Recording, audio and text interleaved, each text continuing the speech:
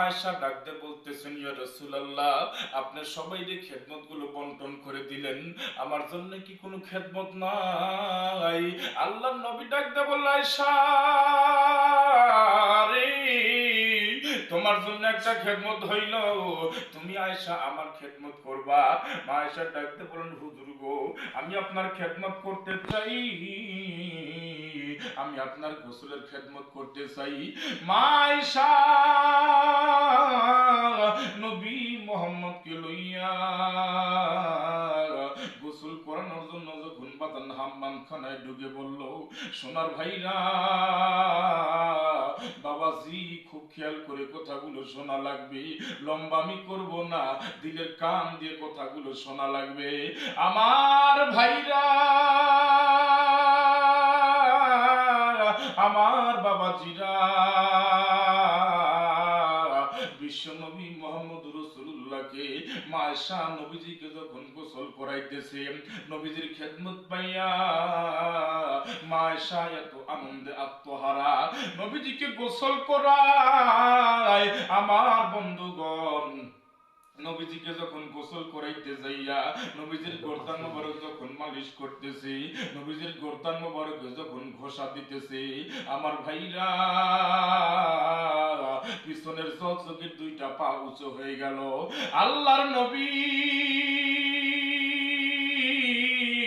যখন পিছন দিকে ফিরলেন, আমার নবীজি নজর করে দেখতেছে, আমার ভাইরা,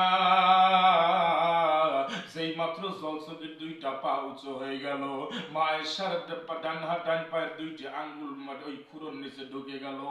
আমার বন্ধুগণ, নবীজি পিছন দিকে যখন ব্যাক করে, আমার বন্ধুরে, আল্লাহর নবীর শরীরে ওজনের কারণে মা আয়েশার ডান পায়ের দুটি আঙ্গুল ভেটে রক্ত বাইর হইয়া যায়। আমার বন্ধুগণ, পানির সঙ্গে রক্ত বেয়ে যাইতেছে। আল্লাহর নবী ডাকতে বলে, আয়েশা রে,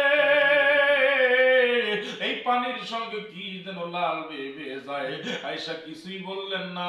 আমার নবীজি প্রশ্ন করলেন, আয়েশা রে, এই পানির সঙ্গে কি যেন লাল রঙের বেয়ে বেয়ে যায়।